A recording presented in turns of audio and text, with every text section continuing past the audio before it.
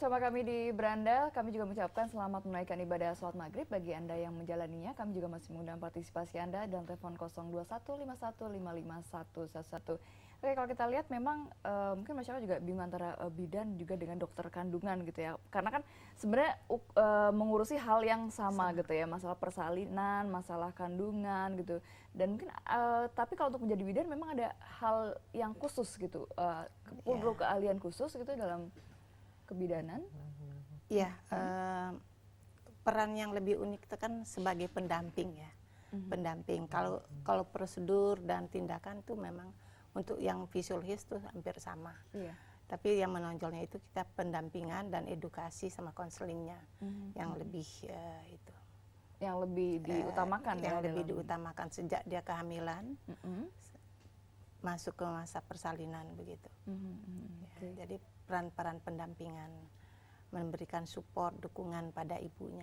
Pendampingannya artinya apa saja yang dilakukan oleh bidan ketika mendampingi ibu yang sedang banyak mengandung? hal yang dilakukan, misalnya ajak ngobrol, melakukan relaksasi, kemudian juga memenuhi kebutuhan-kebutuhan dasar mereka seperti minum dan sebagainya. Oke, mungkin Bu Wiwi juga bisa sharing pengalaman nih ketika mendampingi ibu-ibu yang mengandung dan juga sampai persalinan. Ya, terutama sayang ibu. Sayang ibu, iya. Itu yang diperankan oleh bidan bahwa persalinan itu adalah proses alami. Jadi tidak perlu melakukan yang tidak dibutuhkan. Kalau tidak dibutuhkan nggak usah dikerjakan gitu. Jadi hanya itu aja. Jadi ya pendampingannya memang pertama sang ibu, kedua masih menolong persalinan juga yang normal gitu ya. Untuk bidan boleh dikerjakan oleh bidan.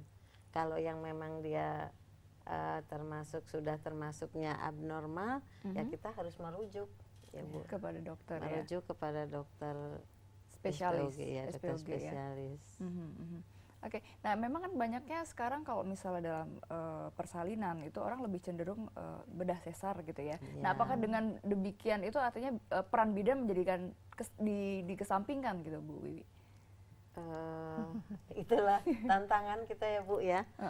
Tantangannya karena kalau bidan kan yang normal ya, persalinan dengan cara normal ya. Padahal bisa secara normal, tapi dia ingin seksio. Kalau sudah di seksio itu sudah hilang kesempatan untuk bidan. Karena nanti anak kedua lahir pasti ke dokter SPOG lagi, bukan ke bidan jadi. Ya, mungkin kalau persalinan normal itu adalah sebetulnya suatu proses yang tahap kehidupan perempuan ya, yang dia lalui dan juga pengalaman-pengalaman yang sangat luar biasa bagi seorang perempuan. Nah, kalau itu sudah dilalui dengan seksio, maka pengalaman ini tentu tidak dialami oleh dia. Dan ini sebetulnya dia kehilangan kesempatan mengalami hal itu. Gitu. Itu sangat disayangkan. Dan juga risiko-risiko selanjutnya ya pada ibunya itu yang kita jaga sebetulnya. Dan itu peran dari bidan untuk mengedukasi sebetulnya para ibu-ibu muda atau calon-calon ibu, karena mereka pengen cari gampangnya, mudahnya seperti itu ya. Tidak mau sakit. Tidak mau sakit. Memang bersalin kan harus sakit, kalau tidak keluar ya. Gitu. Ya sakit, tetapi bagaimana menetralisir, mengurangi, mengalihkan rasa sakit itu, di situ juga peran-peran kita yang penting. Oke, dari Bu En mungkin ada juga tambahan. Ya, hanya bahwa memang seksio kadang-kadang dibutuhkan kalau memang ada gawat darurat atau sesuatu, tetapi seringkali juga dan semakin sering di sini di Indonesia, seksio dilaksanakan tanpa indikasi, mungkin sesuai keinginan ibu atau juga ada alasan yang lain dari perspektif dokter atau yang lain, tetapi benar-benar ibu hamil memang harus benar-benar paham bahwa memang proses persalinan yang normal yang jauh lebih aman dibandingkan seksio. Jadi itu juga informasi itu sangat penting.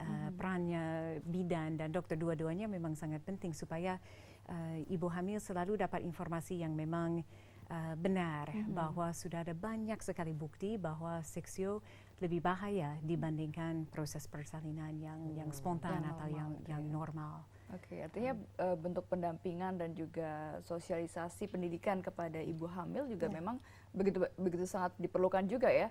Artinya bidan yang bisa mendampingi pun juga memang dibutuhkan tadi ya pelatihan dan training-training yang lebih banyak juga ya, Bu Wiwi ya. Iya. Oke, Bu Wiwi ini di depan juga ada apa sih Bu yang sebelah ini Bu? Saya kurang tahu nih Bu. Yang ini juga ciptaannya dari Bu Wiwi betul, juga ya. Iya. Ini sebetulnya untuk menghentikan perdarahan. Ini yang pertama saya buat, ini yang keduanya. Oh, ini yang pertamanya Yang untuk pertamanya pencegahan. ini kebetulan pada waktu itu kita pelatihan di Cipego itu hampir 2,5 tahun ya Bu ya. Jadi saya membuat penelitian perdarahan pada dua provinsi, Jawa Tengah dan Jawa Timur.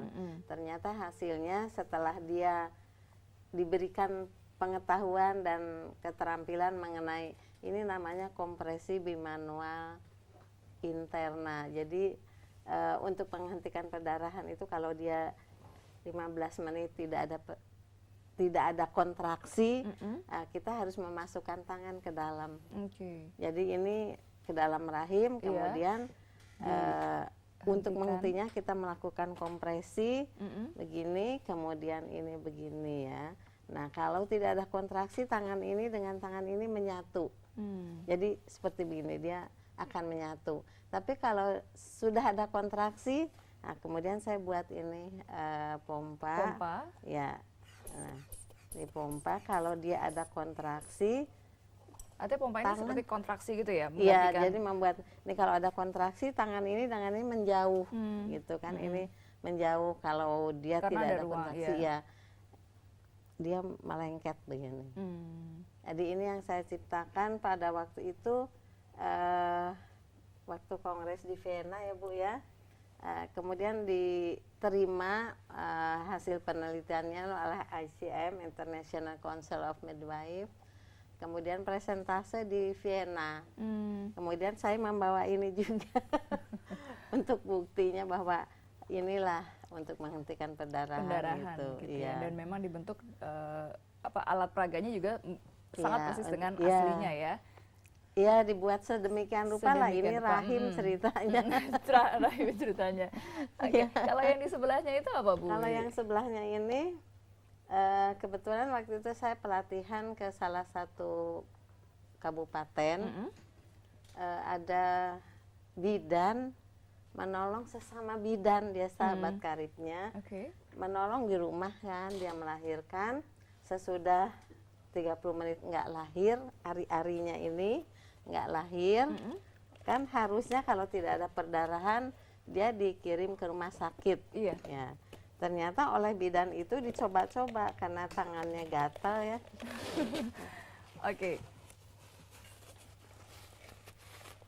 Baik Bu Wiwi, tampaknya kita harus break dulu, nanti kita akan lanjutkan usai pariwara berikut ya untuk penjelasannya seperti apa. Kami akan kembali sesaat lagi, tetaplah di Beranda.